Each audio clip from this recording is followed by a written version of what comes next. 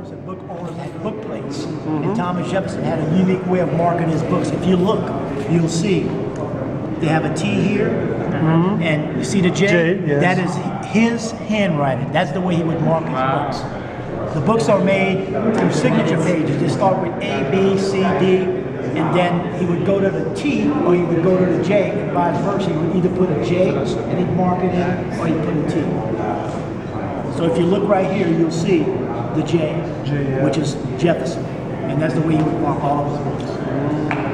Very interesting.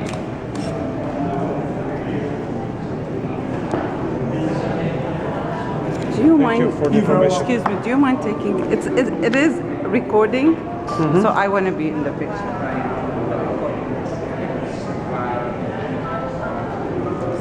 Oh, sorry. Thank you. Why don't you come to the back and take it?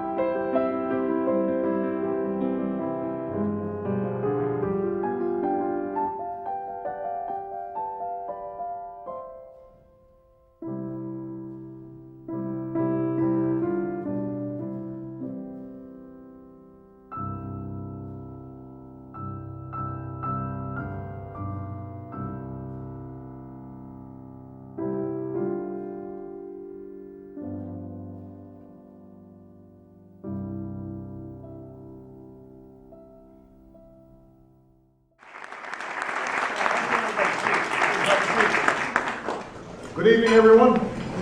Welcome to the White House.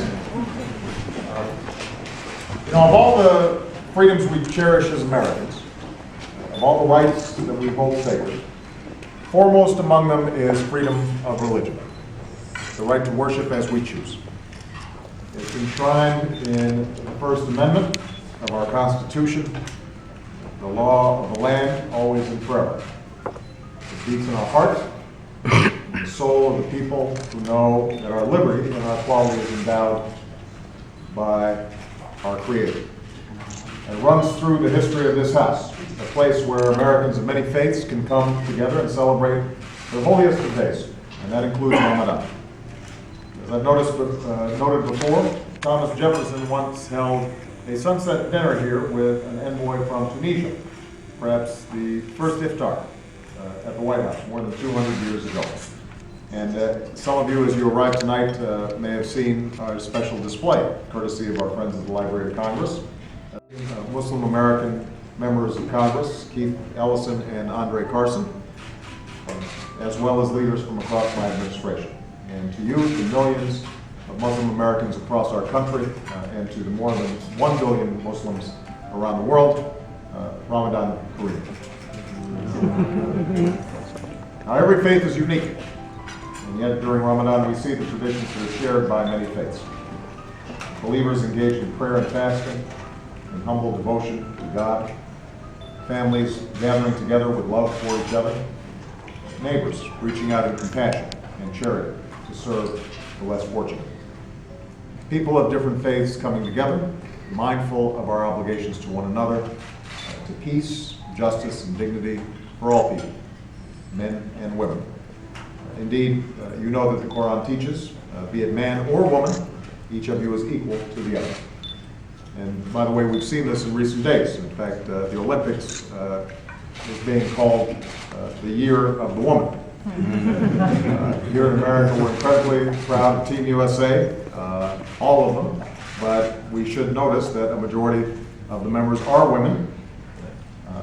Also, for the very first time in Olympic history, every team now includes a woman athlete. And one of the reasons is that every team from a Muslim majority country now includes women as well.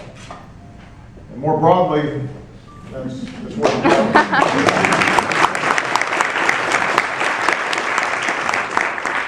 more broadly, we've seen the extraordinary courage of Muslim women during the Arab Spring. Women, right alongside men, taking to the streets to claim their universal rights, marching for their freedom, blogging and tweeting and posting videos, determined to be heard, in some cases facing down tanks and braving bullets, enduring detentions and unspeakable treatment, and at times giving their very lives for the freedom that they seek, the liberty that we are lucky enough to enjoy here tonight. But these inspire us all. Even as we see women casting their ballots and seeking standing for office in historic elections, we understand that their work is not done. They understand that any true democracy must uphold the freedom and rights of all people and all faiths. We know this too, for here in America we're enriched by so many faiths, by men and women, including Muslim American women. There are young people, like the student who wrote me a letter about what it's like to grow up Muslim in America. She's in college. She dreams of a career in international affairs to help deepen understanding between the United States and Muslim countries around the world. So if any of the diplomatic corps have tips for her. She says that America's always been the land of opportunity for me, and I love this country with all my heart. And so we're glad to have Hala Beg here today.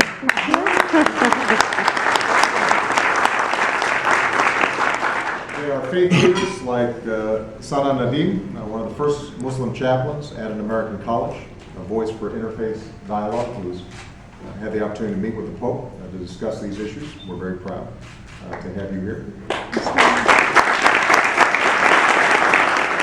There are educators like Aisha Muhia, born in Afghanistan, who fled with her family as refugees to America, and now as a language teacher helps open her students to new cultures.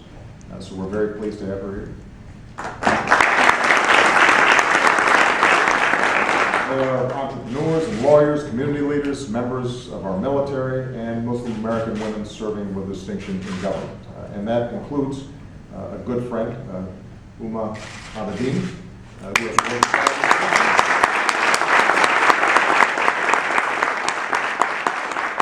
worked tirelessly in the White House and the U.S. Senate, and most exhaustingly at the State Department, where she has been nothing less than extraordinary in representing our country and the democratic values that we hold dear. Senator Clinton has relied on her expertise, and so have I.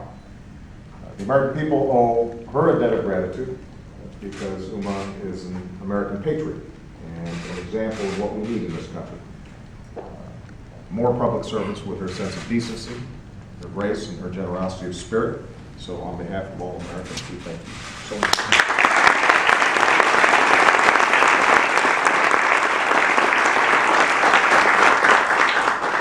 These are the faces of Islam in America.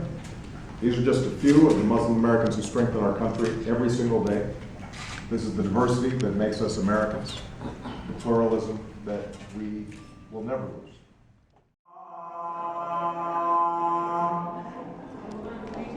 أشهد أن لا إله إلا الله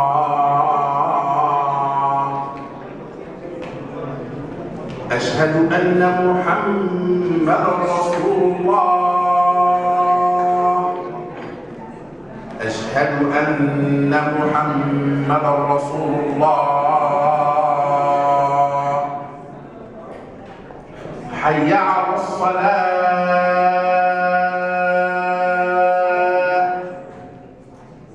حي على الصلاة حي على الفلاح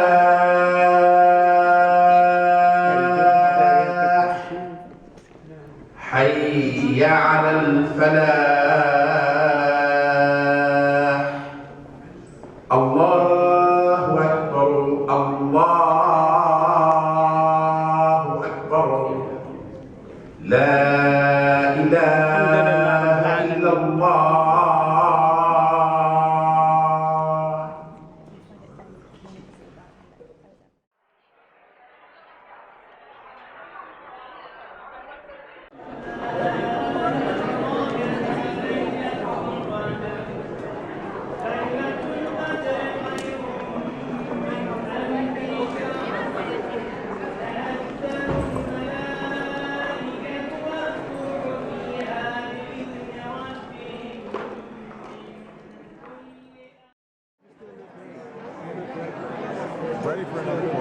absolutely. So I just want to go around in a circle and find out what everybody's been doing like most recently. Since I met you last year, we created an initiative to religious sites in different countries. I've been talking with the advocate. We just recently with the delegation to speak about the Coptic rights. And now we are having a conference will be in Morocco to serve to clear the rights of the religious minorities. I think this is really important. When I saw the letter that indicated the work that's been done, I was really impressed with that. And I'm grateful. I think they have an enormous influence throughout the world.